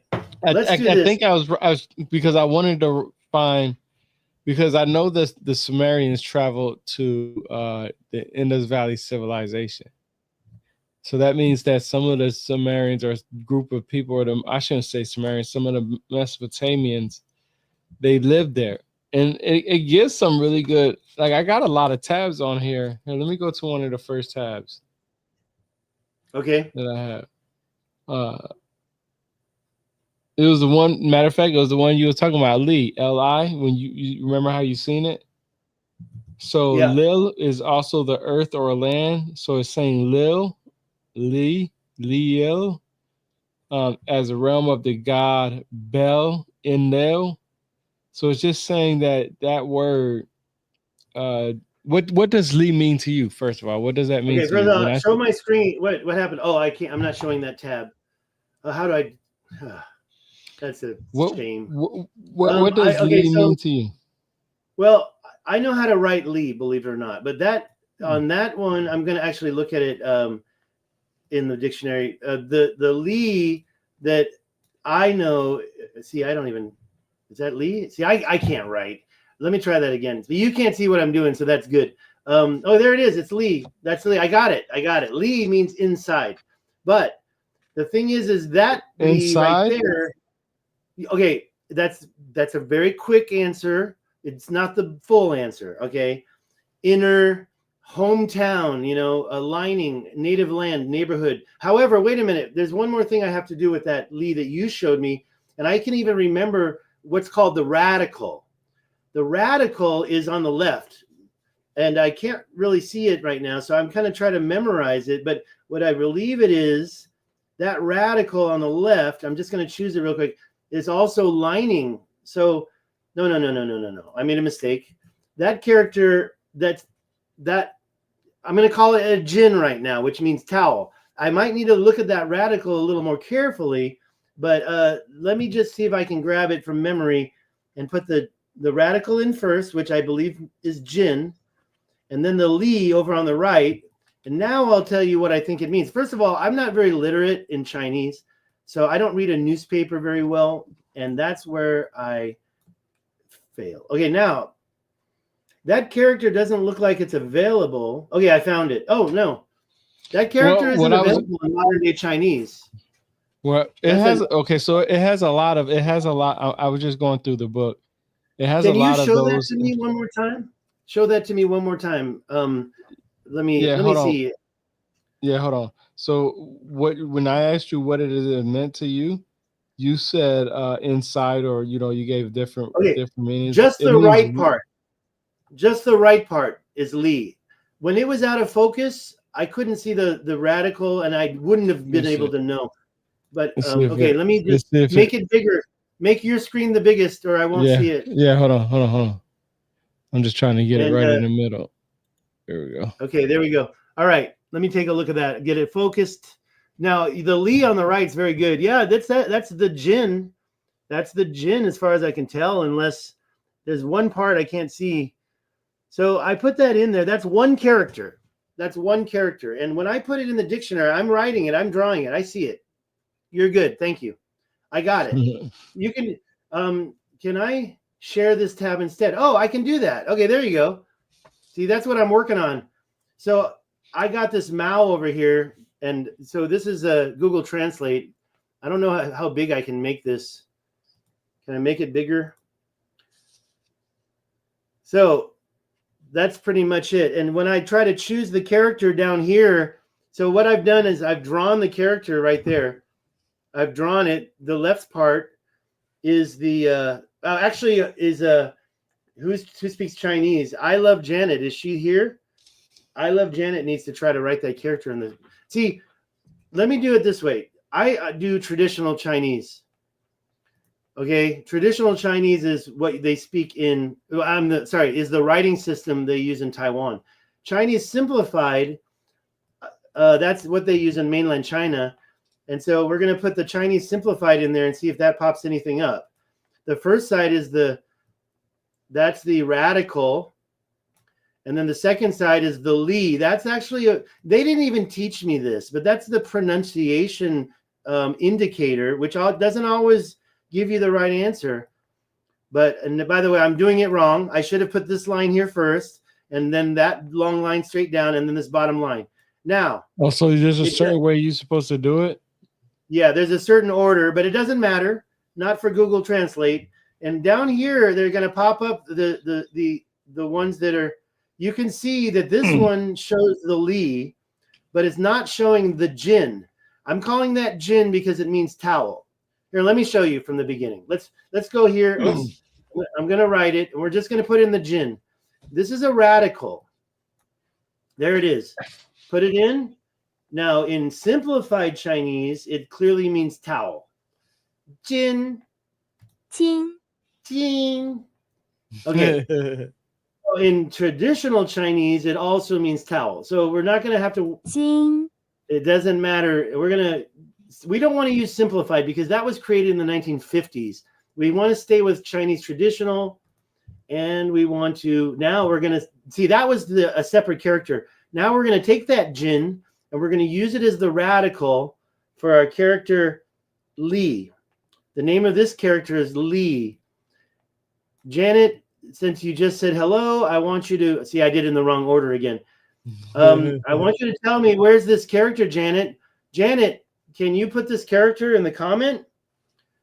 This character, 这个字要放在你现在写的地方。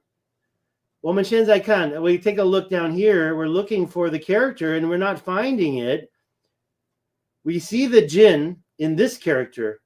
We see the Jin in this character. We see the Jin in this character. This one is a ko. That's a mouth. It's a square. This one over here is that's the spirit's radical. Jin. Okay, so that's not the right character, even though the Li is the same. So Janet's probably not going to be able to help us today. In the comment section, she put a couple of question marks.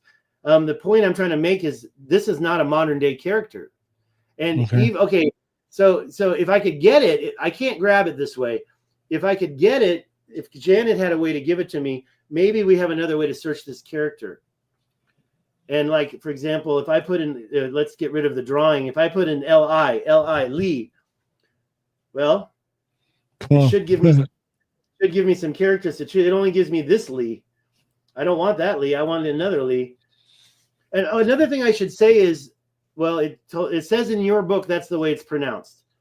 So to me, let's just go back to just the simple Li. What is the book saying about that character anyways? Can you remind me? Shoot. It says, well, it talks about how it's related to Enlil, the god, the wind god, the god of the earth. Okay, so let's take that and go backwards. Yeah, go on. Oh, because he's the owner of the earth, I guess, and it's his house. So this is his house. It could mean reed or mat sail. Let's see. The earth is thus regarded as a great house or dwelling place. That's what it says. Both word and character may survive in the Chinese Li, a place of residence. Place of residence. Okay, first of all, I'm grabbing this Jin. I'm going to grab that and I'm going to put it into ChatGPT. You can't see me doing that because I'm going to reshare the tab in a second. And now I'm going to get the Li. I'm going to put that in. Where's that? Can you tell me how to say the name of that god you mentioned, or the name of that person? Enlil. How do you spell that? Enlil. Okay. All right. Let me go back to ChatGPT and share this tab instead. And I don't remember what that. Okay, let's get out of here. All right, fine. I don't know what that's responding to, but again with the spelling. Let me put this a bit. Okay, go ahead and spell that one more time. Enloi. Enlil. Il. And who is this person? He's supposed to be the head god of the pantheon. Is the Anunnaki head pantheon. god of, what did you say? The pantheon? Yeah, the Anunnaki pantheon, Okay, okay. Wait, Anunnaki or just pantheon. say How do you spell? Antheon. Pantheon. I could be saying that wrong though. Okay, that's fine. I thought that's what you said actually. And the Chinese, a Chinese character for this god uses Jin Yeah, I was trying as to look the that up too. radical. By the way, see, Janet says there's no such word in Chinese. Do you see that in the comments? So we have to ask ChatGPT. She says there's no such word. So it uses Jin as the radical and Li as the right part. I'm going to put. I don't forget what they call that, which gives us Li as the pronunciation of this character. But Google Translate can't find this word from is that the name of the book? It's called, where's the book? Here it is. Chinese. From the CJ Ball's Chinese and Sumerian. I'm just going to copy that and paste it. All right, we're gonna prompt this out and see what they say. This word from the which is found inside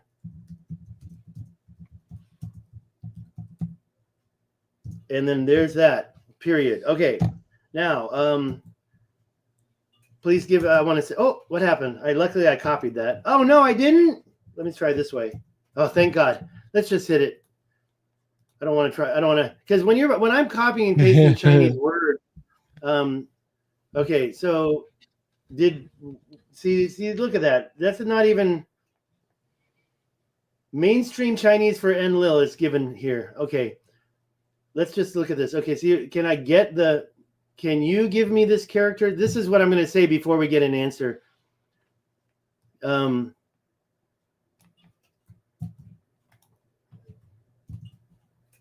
Can you give me this character? See, this is a problem.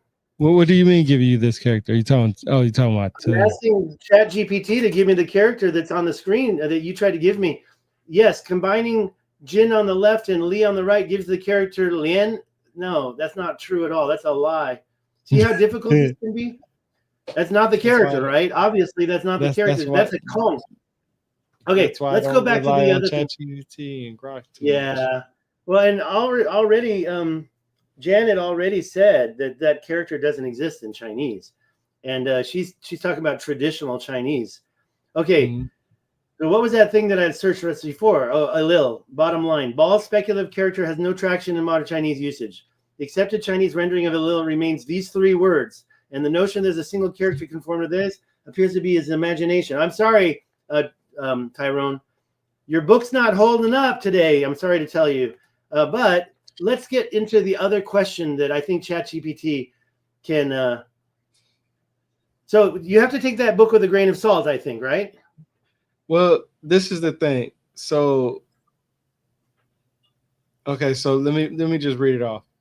It says, it would appear then that this is primitive pictogram for house and wind, which so far as I know has not hitherto been explained. Really figures a reed wall when it denotes a house and a reed or a mat cell when it denotes the wind.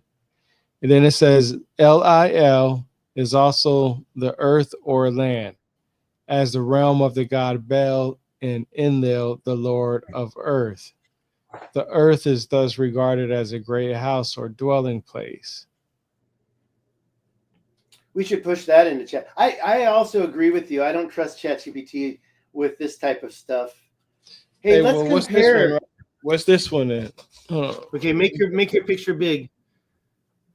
Yeah, let's check another character. And let me hold on. Let me change over. Right, let's share this tab instead. Okay, I am not seeing it. Can you point your finger? That's Lee. I see Lee on the side. Yeah. Lee. But yeah, Lee. It's right by the word Chinese and above the plus sign. Yep. That's the same character, Lee, and I can create it right now for you. Let me get. It's right there. I already have it written. But that they using that part as part of. He's using that as part of his explanation, I guess. Okay, well, see, the word Lee right there translates as inside. Take a look at my tab again. Put my tab large, and you'll see what Google Translate tells you about that character. Dang, which one Again, is it? Yes, this is this. I'm going to scroll down. Even though I put the Lee here, and traditional Chinese translated to English, we have inner. That's an adjective. That's inner. Now, hometown. Now, what did you say? Home? What was that you just said? Hometown? Like home or residence. I can tell you right now, I used to live in a city called Zhongli. Zhongli is in Taiwan. And the Li is that, well, now I'm wondering about it. I mean, that follows a lot of, how do you say it? Zhongli, Taoyuan. Let's put in the county. Taoyuan. There it is right there. It has the Li. Does it have the Chinese characters? It's not showing them yet. There it is. No, that's a different Li. Totally different. I remember that now. So that only is different. So, but I'm going to just ignore everything. Oh, you can't see it anyways. Let's go back. So I'm just going to say, I just double checked the way they spelled it. I was wrong, but that Li is at the end of a lot of place names. And basically it means town, hometown, not so much. Oh, and then Janet just pointed out it means kilometers as well. Can you share her comment? Gongli, it means kilometers. You know what? That's actually, I believe, a true. We don't want to know. We can ask ChatGPT why later. But if you go back to my tab right here, it's showing the results for Li, and you can see prepositions and nouns and adjectives. And as you see, the neighborhood, that actually relates to what I was telling you earlier. It relates to Li. There's also other words that also mean the same thing I could click on. I don't want to navigate away just yet. Mm-hmm. Hometown shows these other choices right here. Right. Like this one, I think that's called Shun or Jin. Let me see. That is Zili, hometown. Zili, we can hear it. Zili. I didn't know how to read that. So Zili is another way to say hometown, neighborhood. So there's a lot of vocabulary in Chinese, and this is the most simple form of it. It could be an adjective that means inner, like "你的肚子里." Okay, let's try that. Let's put in inside your stomach. Inside your stomach. Let's write that down and see how you say that. Inside your stomach. Okay, inside your stomach comes up as 在你的胃里. See? 在你的胃里. Well, my intonation is not perfect. 在你的胃里. Okay, so 胃里, this li is not necessarily. Okay, let's grab this character now. We're going to grab this character and see what it means. You see that character? It actually has the true Jing. I was wrong earlier. We're going to go back to, this is traditional. This is English. And we're going to put that character there, inside. So as you can see, there's a relationship with that. It's not a radical. It's not a radical. It's a phonetic indicator on the right. The radicals are on the left, usually. I mean, I don't want to get into Chinese rules because I might be misquoting them, but it took me 2 courses in Chinese, and neither of those courses taught me that sometimes the character on the right of the character, I shouldn't even call it a character, but sometimes we have a character within a character, right? And that it's actually a pronunciation indicator. And I never knew that. If I had known that, I would have freaking learned so much faster. But I was learning in the military in 1989, 88, 89. Okay. So in 2000. Froze on in there. Oh, no, 90. I got out in 90. I graduated in 90. So as you can see, that Li that you showed me is the right part. It also has an inside meaning. And you can see it also has, I don't know why it's showing neighborhood still. You see what I'm saying? Probably because it's a residence. It said residence on there, so it's probably a residence. I think Janet's looking at the video and she's watching it with a little bit of a. She's showing that city I used to live in, Zhongli, and that's not even showing the same characters inside the same. I'm going to just call them radicals. What is a radical? It's a character inside a character. On the left, it's how you look it up in the dictionary. See, that was the big F over that they gave us. They should have made us use the right side as the radical that you look up in the dictionary. So you're looking up some part of the character you don't know how to pronounce, and it just makes it. Remember when I started learning Chinese and I went to Taiwan in 1996, I didn't have electronic dictionaries. We didn't have smartphones. We barely had the internet. We certainly didn't have websites that were this advanced as Google Translate at that time. Google Translate is really one of the. Okay, there used to be another website that I used, Zhongwen.com. Zhongwen.com. I'm not going to go there. Now, unfortunately, it's been so long. It's been revamped. I forgot how to get to the parts I need to use. And unfortunately, Zhongwen.com, actually, I think they're using a Z. Let me see. They should be using an X, but is it a Z? Because this is from a university. It should still be there. Zhongwen.com. Okay. Yeah, universities. Share this tab. So I'm sharing the tab, right? And I used to use this to find my freaking words, man.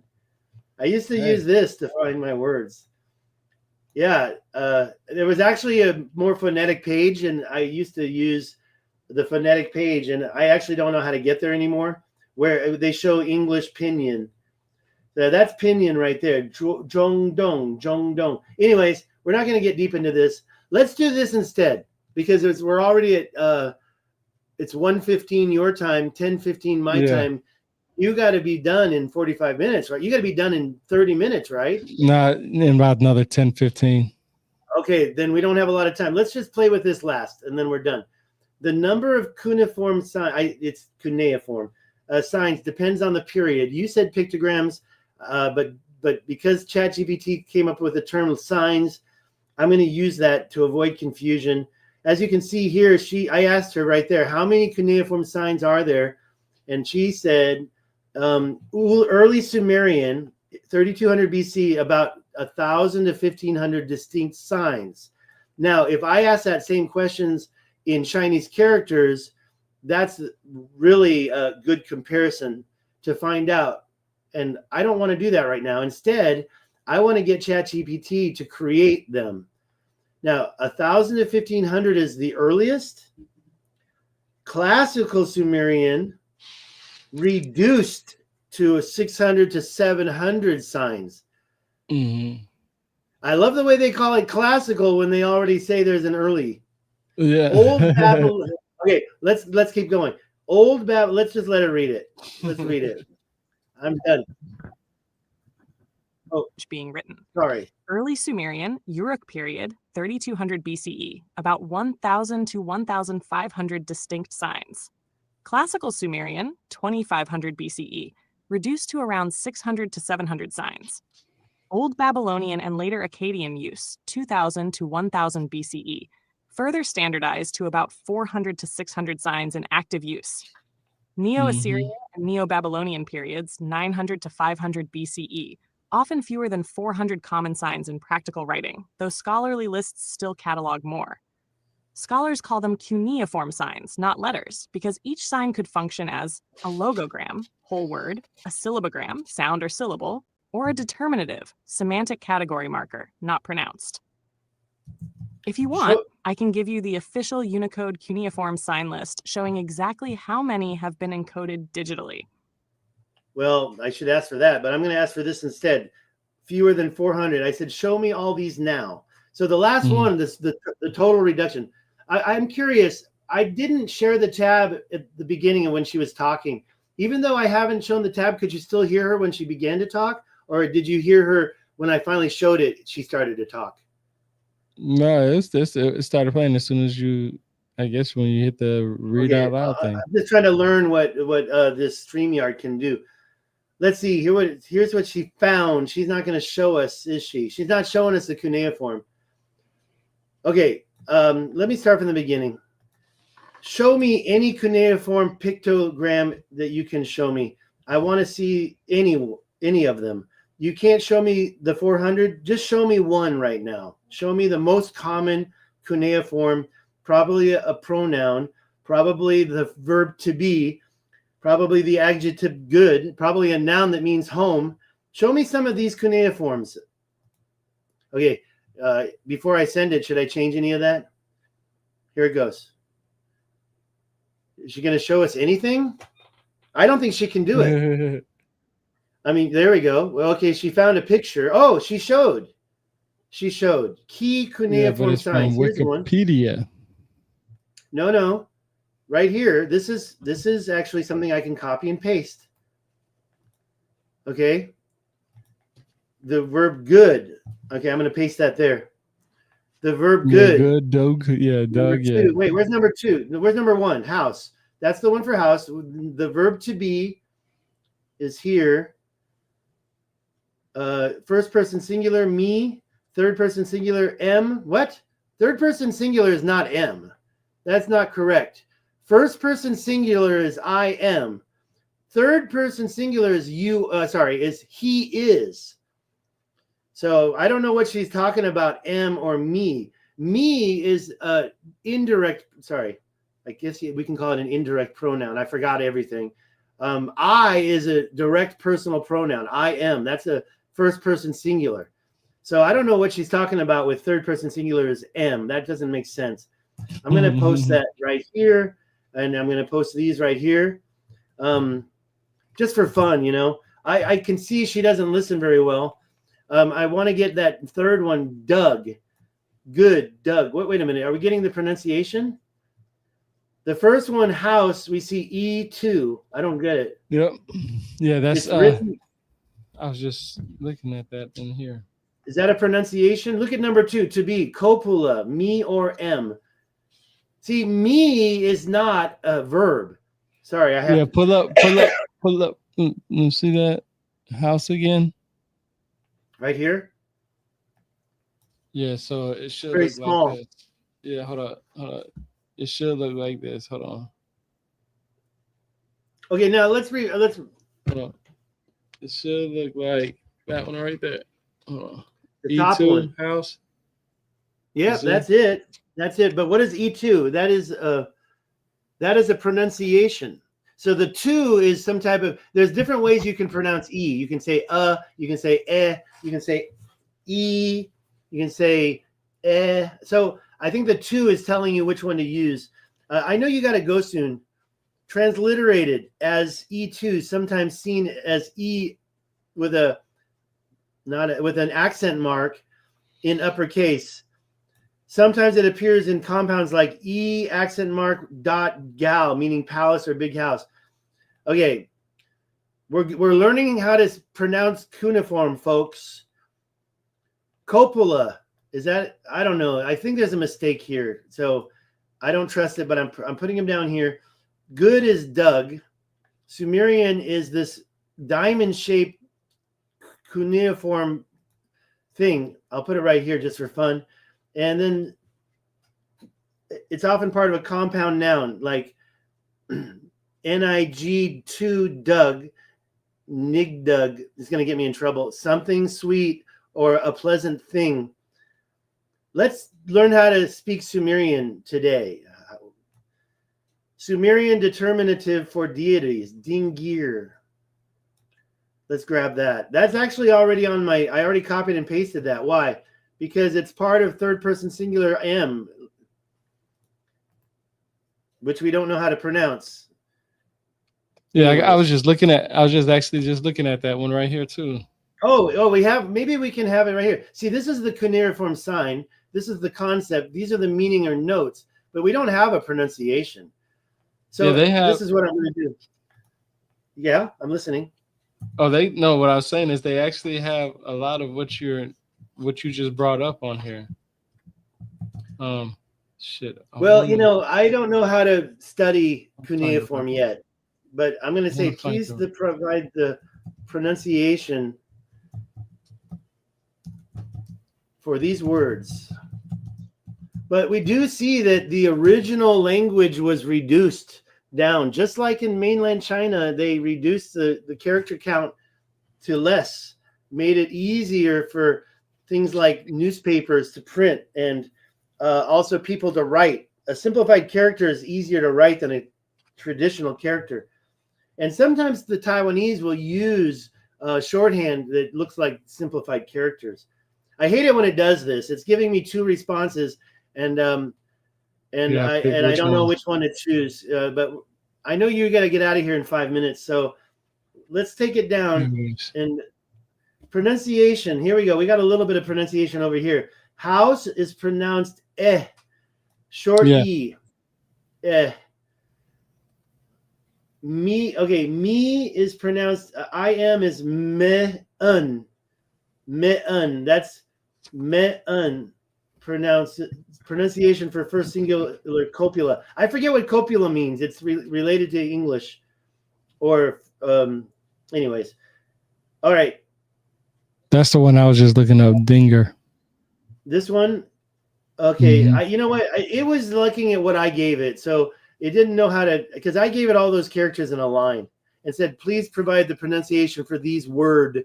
I don't know why the S didn't appear. These words. This is dependent reading could be a dinger dug, meaning good God, pleasant deity. A dinger dug. Sorry, Sonic Roots. Nil was the terraforming engineer. Enki was the leader of the Space Force. Interesting point. A scientist meddling with human DNA. Okay. Very interesting. Thank you, Sonic Roots, for that comment. It's interesting, these traces they left. It's around 8 p.m. here. Where are you? Working, so I can't fully concentrate. It's Yeah, I'm looking at the comments. Janet's in Taiwan. It's 1:15 there. Sumerian Kings List. Explain that. You got 1 minute to explain the Sumerian Kings List. That's what Kaksun Lee LK asked. Can you do it? Take that. Okay, get rid of my chat GPT. We're almost done with this. So get rid of my screen, and I'll let you have those final words. Hello, Finland. Sonic Roots Fun is in Finland. Let me change the camera, and I'm just going to kick back and listen to you explain the Sumerian Kings List, and maybe you can compare it to the Egyptian Kings List. You got 1 minute. Go. There's really no explanation for it. It's just basically a list of kings who ruled for a certain amount of time at a certain location. That's really all it is. Just like any other king list, a list of kings who ruled at a certain place at a certain time. Didn't I recently share an image or a paragraph with you? Did I share a paragraph with you, or was it an image? And I forget where that came from, but I saw it and I grabbed it and I shared it with you. Remember that? Let me see if I can find it in our conversations. Do you remember where that was? I'm going to stop sharing my screen and let you take us home, but I'm still going to look for that right now. What about the Egyptians king list? Same story? Yeah, pretty much. All of them. All of the basic fundamental things of a king's list is just them, having records of their kings ruling a certain location. No difference than what we have as the president's list. You know what I mean? We have a list of the presidents. Right. No, I totally understand. So it's just but the amount of times are like over 100 years, right? Like when you see that the times don't make sense. They're like, some of them are like thousands of years, some of them is a couple of 100 years. It doesn't make sense, but I also don't know how they kept time back then when they recorded it, right? Like I don't know. I try to do the math on it, but I'm not good in math, so it's not even going to be. I'm not going to be able to crack a dent in it. But yeah, the time frame doesn't match up. That's about the only thing. Got you. Yeah, I'm not finding that thing I sent you either. So what else is there to talk about before I let you go for the day? And I really enjoyed this, and thank you so much for joining me. Again, your website, we didn't say it, Rebirth of the Word, right? You got the website, yeah. Rebirth of the Word. Your YouTube is Rebirth of the Word. What else is there that you want to share on my side? Just, we, like you said, we're going to be doing this more often. I was actually commenting, a lot of people was messaging me about some of the stuff. that because they know you as the Atlantis guy, and I had to keep telling them that we're not talking about Atlantis right now. So maybe we could talk about that next time. I know you're going to do a show with the Occult Rejects with Nick and I and everybody else, you know, Brooke and you know, Ethan and Ricardo and all those other people. But hey, you went mute. I can't hear you.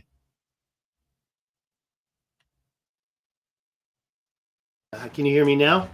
Yeah. I'm getting a little bit of a asthma attack, and I had to cough, and it's like it's a little bit of a flare up of asthma. It's right in the trachea and makes me cough. But anyways, I can you know struggle through till the very end. We're gonna finish in about a minute. Yeah, what I agree with that, and yeah, let's try to arrange that.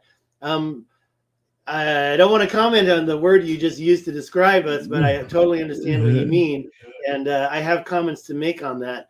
But no, I really enjoyed this, and I don't do a lot of live streams anymore. That guy I introduced you to named Bernie, he went to the Tesla Tech Conference, and maybe he's not available in the mornings, so maybe we can do a stream late at night about my 10 p.m., your midnight, my 9. He's really hard to get started before, and we can hear what he has to say about Tesla Tech and talk about that. He really liked you when he met you that day, so we should get him.